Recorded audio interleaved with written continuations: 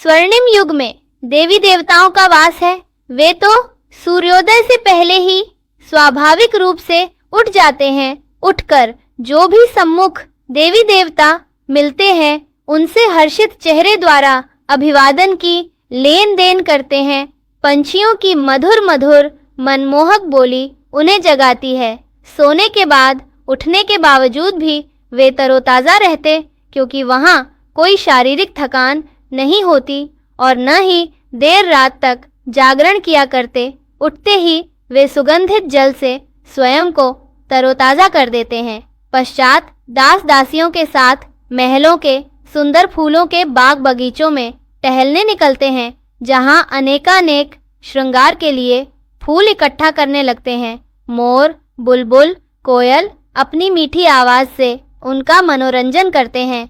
हिरण, खरगोश जैसे सुंदर वन्य जीव इर्द गिर्द रहकर उनका दिल बहलाते हैं। तत्पश्चात वे स्नान आदि के आनंद के लिए बाग बगीचों के बीच बने जड़ी बूटियों के सुगंधित जलाशय में उतरते हैं। उसके पश्चात उन्हें सजाने के कमरे में लाया जाता है। वहां दास दासियां विविध प्रकार के श्रृंगार, जरी आदि से सजे सजाए वस्त्र, नए नए रत्न जड़ित अलंकार और फूलों से, हीरे रत्नों से जड़ित दर्पण के आगे सजाती है और दरबार के लिए तैयार करती है। तत्पश्चात वे फलाहार के लिए अपने विशेष भोजन कक्ष में अपने राज परिवार के साथियों के साथ पहुंचते हैं।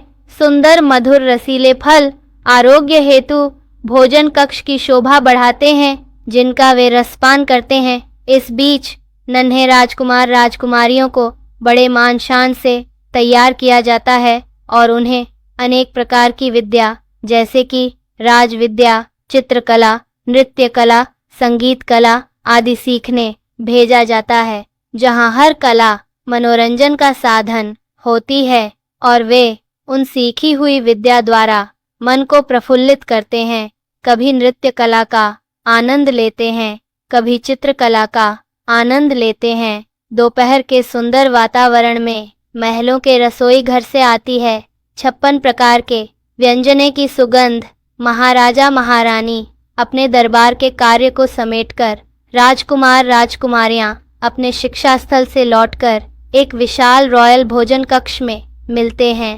पूरा राज परिवार विशाल आकृति के डाइनिंग टेबल पर स्वर्ण थाल में सजे 56 भोग का आनंद लेते हैं। संध्या होते ही राज दरबार में विविध प्रकार के रंगारंग कार्यक्रम आरंभ होने लगते हैं। बच्चों के लिए अलग, वरिष्ठों के लिए अलग स्थान निश्चित किया जाता है, जहां सर्व अपने अपने रुचि अनुसार इन कार्यक्रमों में भाग लेते हैं। रंगारंग कार्यक्रम आरंभ होने के पहले और पश्चात सुंदर रंग बिरंगी आतिशबाजी जलाकर अपनी खुशियों को व्यक्त करते हैं। सारा राज्य आतिशबाजी के इन रंगों से, हीरे सोने की चमक से जगमगा उठता है।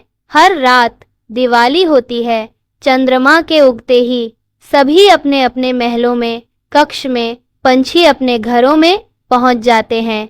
पत्तों की सरसराहट, पवन की मस्ती भरे झोंके, चंद्रमा की शीतल चांदनी सभी को नींद के आनंद में ले जाती है।